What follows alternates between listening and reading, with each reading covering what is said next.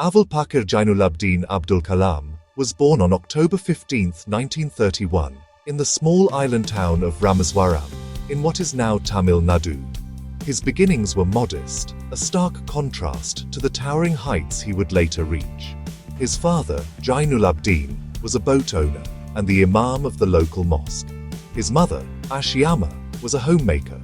The family lived a simple life, rich in love and spiritual values, but often facing financial hardship. They lived in their ancestral home, a large but simple structure.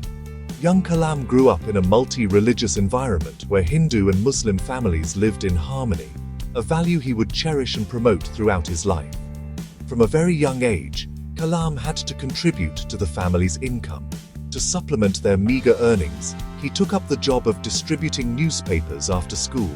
He would wake up before dawn to collect the papers from the Rameswaram Road railway station, and then painstakingly deliver them to residents across the town. This early experience of hard work instilled in him a profound sense of responsibility and discipline. He learned the value of earning one's own keep and the importance of diligence. These were not just jobs for him, they were his first lessons in managing time, meeting deadlines, and understanding the fabric of his local community. Despite the financial struggles and the need to work, Kalam was a bright and inquisitive child. He possessed an insatiable curiosity about the world around him, especially about how things worked. He would spend hours watching birds fly, fascinated by their mechanics, a fascination that would later blossom into a lifelong passion for aeronautics. His family, though not formally educated in the modern sense, encouraged his thirst for knowledge. They taught him the importance of faith, humility, and the belief that honest hard work would always be rewarded. These foundational years in Rameswaram shaped his character, embedding in him the virtues of simplicity and integrity. His childhood was a blend of spiritual teachings and scientific wonder. He learned about Islam from his father, and about the Hindu scriptures from his friends and the town's priests. This unique upbringing fostered a deep respect for all faiths and a syncretic worldview.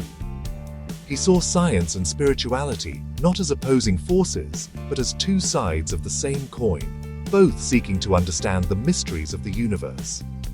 The boy from the narrow streets of a temple town was unknowingly preparing himself for a journey that would take him from the shores of Rameswaram to the forefront of India's scientific endeavors. Kalam's formal education began at the Schwartz Higher Secondary School in Ramanathapuram.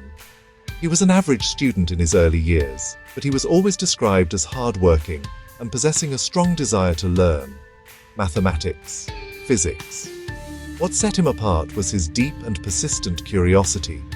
He loved to spend hours solving complex mathematical problems, not just for his grades, but for the sheer joy of finding a solution. One of the most pivotal moments of his early life came from a simple classroom lesson. His science teacher, Siva Subramania Iyer, was explaining how birds fly. When the explanation on the blackboard failed to fully capture the student's imagination, he did something unconventional. He took the entire class to the seashore of Rameswaram.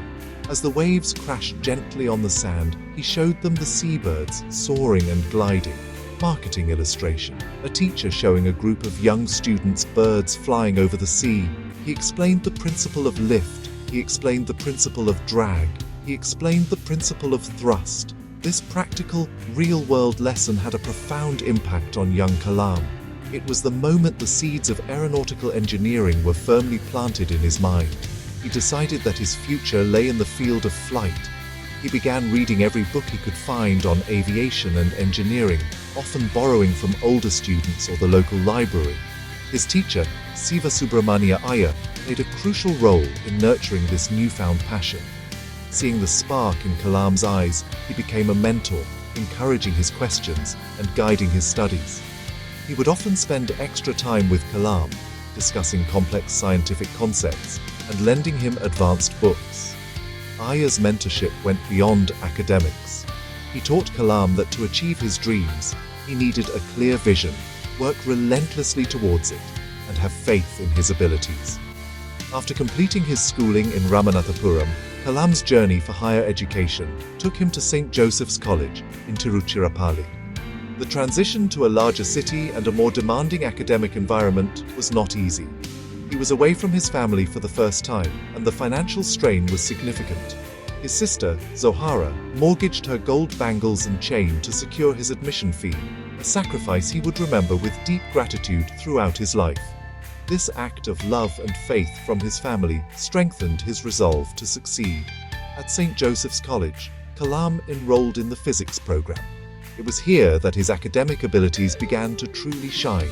He was deeply influenced by his professors, particularly Professor Chinadurai and Professor Krishnamurthy, who recognized his potential.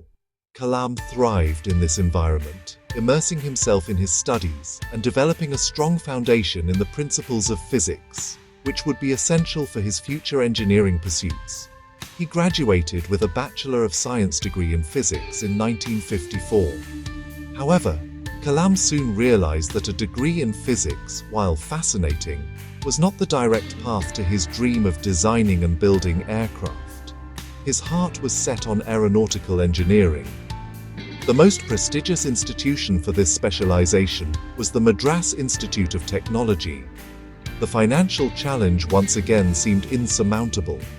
It was at this critical juncture that his sister Zohara once again came to his rescue. Without hesitation, she pledged her remaining gold ornaments to raise the money. This profound act of sacrifice moved Kalam deeply. He promised himself that he would work as hard as humanly possible to justify her faith in him and would one day redeem her bangles. This promise became a powerful motivator, a constant reminder of the love and support that propelled him forward. In 1955, Abdul Kalam walked through the gates of the Madras Institute of Technology. He was finally on the path to becoming an aeronautical engineer. But he was also acutely aware of the high expectations and the sacrifices made for him to be there. He chose aeronautical engineering as his specialization, a decision that would define the rest of his professional life. The initial days at MIT were challenging, but he did not let this deter him. Instead, he channeled all his energy into his studies. He was fascinated by the intricate designs of aircraft, the complex theories of aerodynamics, and the hands-on work in the workshops. A defining moment of his time at MIT came during his final year project. He was part of a team tasked with designing a low-level attack aircraft. One day, the project's review professor, Professor Srinivasan, expressed his deep disappointment.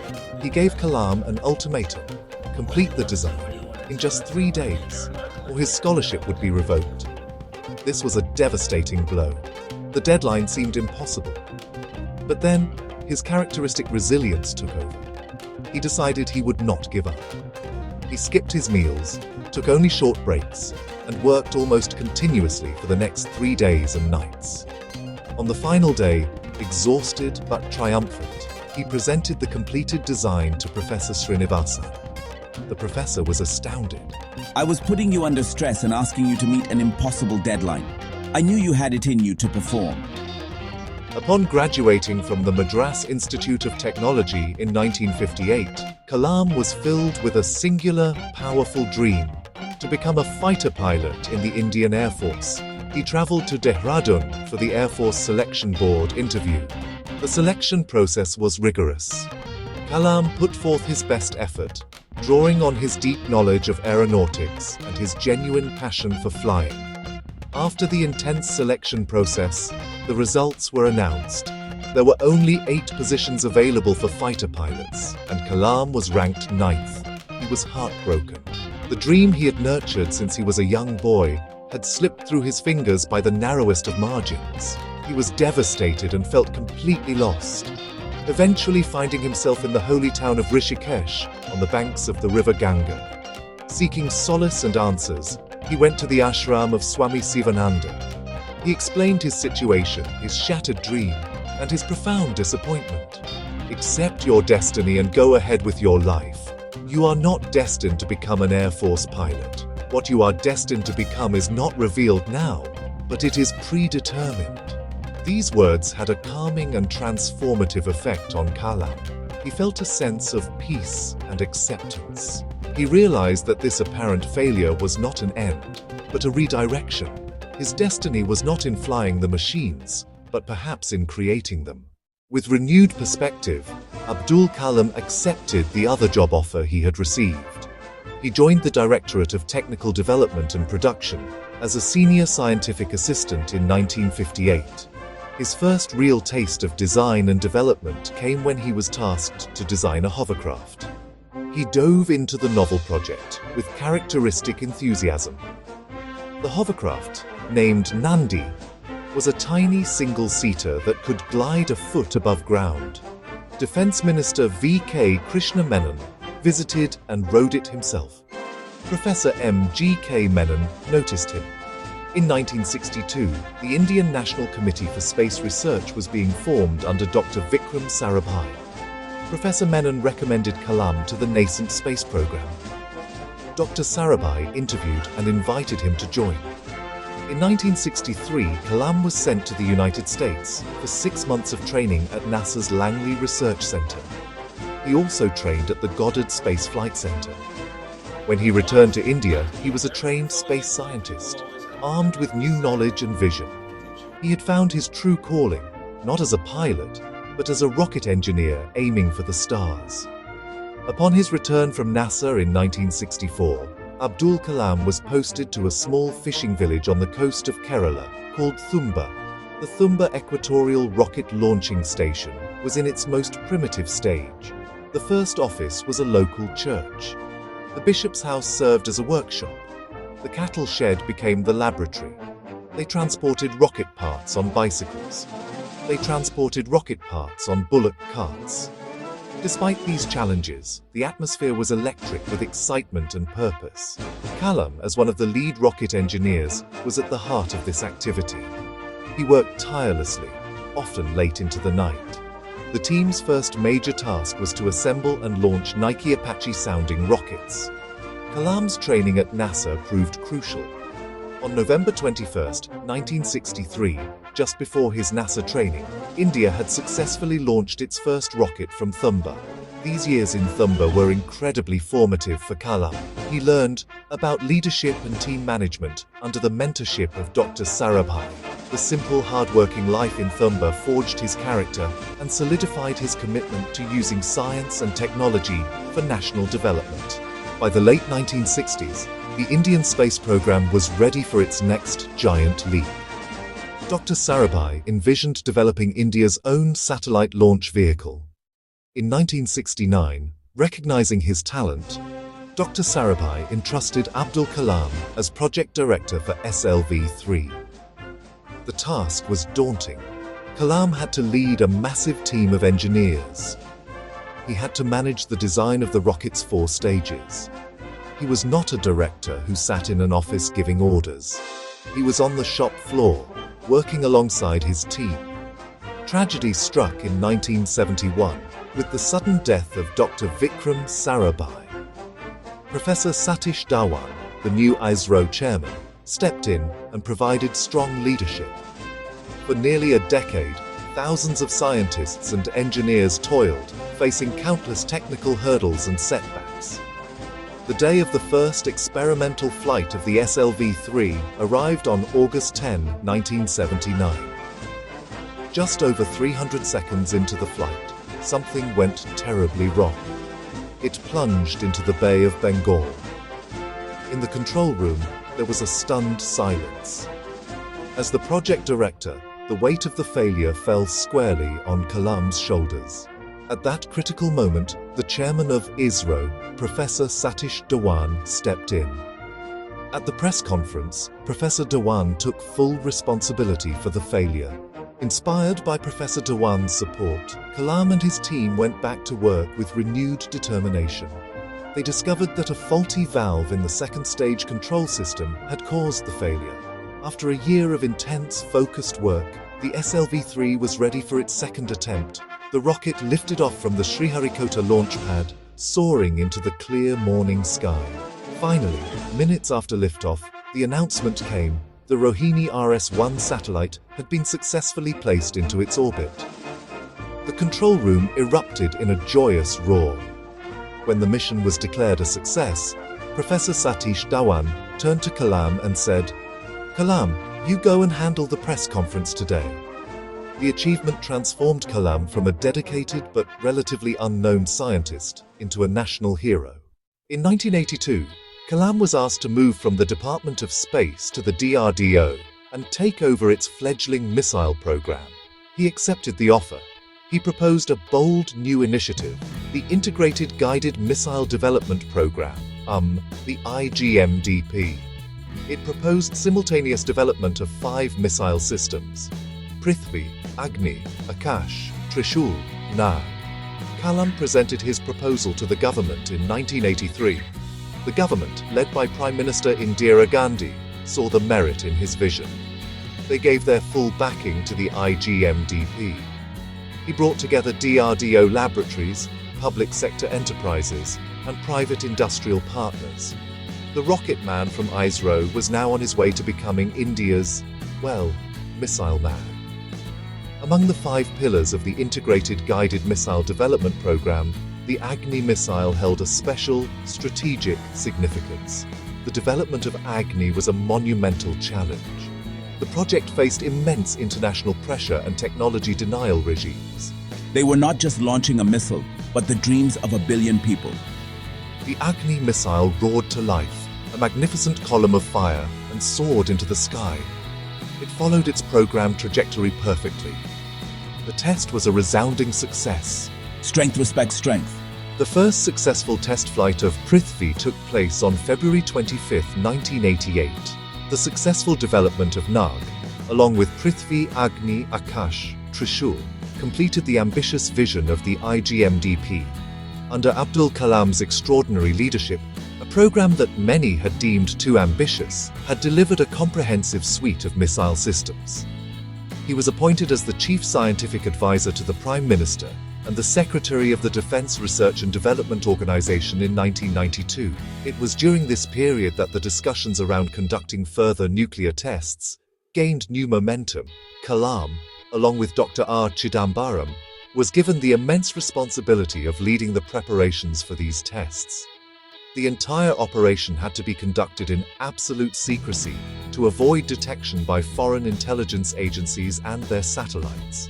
In May 1998, under the codename Operation Shakti, India conducted a series of 5 nuclear tests at the Pokhran test range. The moment the Earth shook and the data confirmed the success of the tests was a defining moment of his life. He had helped steer India across a critical strategic threshold. The Pokhran the Segu tests also brought about significant international sanctions and condemnation. Kalam articulated the scientific and strategic rationale for the tests. The pinnacle came in 1997 when the government of India conferred upon him the Bharat Ratna. The citation praised his contribution to the nation's self-reliance in defense technology. For Kalam, it was a deeply humbling experience. He accepted it not as a personal achievement, but as an honor for the entire scientific community he represented. In 2002, the ruling National Democratic Alliance government sought a candidate who could rise above partisan politics. The name that emerged was both surprising and inspiring: Dr. APJ Abdul Kalam. When the proposal was first made to him, Kalam was taken by surprise. Could he genuinely serve the people of India from Rashtrapati Bhavan? He accepted the nomination, welcomed across the political spectrum. The presidential election proved his universal appeal. The Indian National Congress also extended its support. On July 25, 2002, APJ Abdul Kalam was sworn in as the 11th President of India. From the boy who sold newspapers in Ramaswaram to the highest office in the land. A powerful affirmation of the Indian dream. He wanted to be a people's president. He set out to demystify the office and make Rashtrapati Bhavan accessible to the common man. He opened the doors of the magnificent presidential palace to the public, particularly to children. He would often break protocol to meet and interact with groups of students, patiently answering their questions, sharing his dreams for their future and for India. One of his most significant contributions as president was his relentless focus on his India 2020 vision. He traveled extensively across the length and breadth of the country. In his speeches, he spoke not of politics, but of science, technology, innovation, and the power of dreams. He also played his constitutional role with great diligence and wisdom. On a few occasions, he advised caution or sought reconsideration, notably on the Office of Profit Bill. His presidency was marked by compassion. He championed initiatives like Pura, providing urban amenities in rural areas. He took keen interest in affordable medical devices such as the Kalam Raju stent. His 5-year term was a masterclass in how to use a high office for the genuine service of the people. In 2007, at the end of his 5-year term, Kalam gracefully decided not to contest. On July 25, 2007, he left Rashtrapati Bhavan with 2 small suitcases. He declared his next calling, teaching. He embarked on a new, active career as a visiting professor. His schedule was punishing. He traveled constantly, crisscrossing the country. His energy was boundless. Igniting minds became his post-presidential motto. His lectures were inspirational. He often ended sessions with a 10-point oath. He could connect with young people. They were drawn to his simplicity, his wisdom, his genuine belief in their potential. This period was the culmination of his life's work. He now dedicated himself to building the youth. On July 27, 2015, Dr. APJ Abdul Kalam traveled to the Indian Institute of Management in Shillong to deliver a lecture. He walked onto the stage of the auditorium to begin his address. He was exactly where he wanted to be, in a classroom. Just a few minutes into his lecture as he was speaking, Dr. Kalam suddenly collapsed. He had suffered a massive cardiac arrest. He was immediately rushed to a nearby hospital, but he could not be revived. The news of his sudden passing sent a wave of shock and grief across the nation and the world. He had passed away while doing what he loved most. He was a teacher until his very last breath, a true karma yogi who worked tirelessly until the very end. His final journey was back to his hometown. Thousands who had traveled from across the country lined the streets. He was laid to rest in a plot of land in Ramaswaram, now a site of pilgrimage. The legacy of Dr. APJ Abdul Kalam is vast and multifaceted. It extends far beyond the missiles he built, and beyond the high office he held.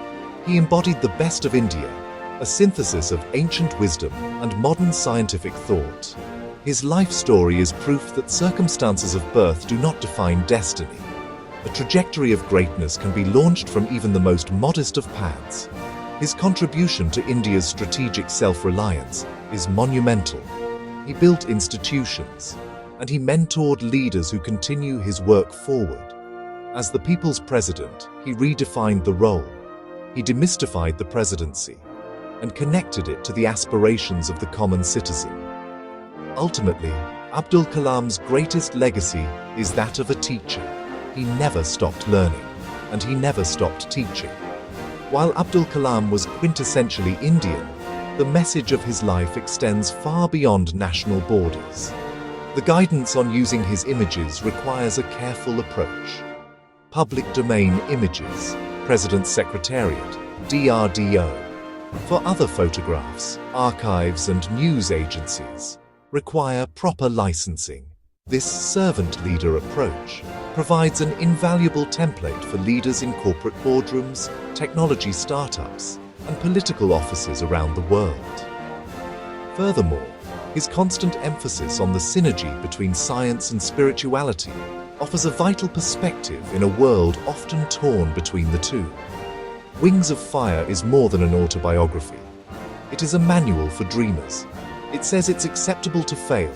It says dream big, and it says hard work turns dreams into reality.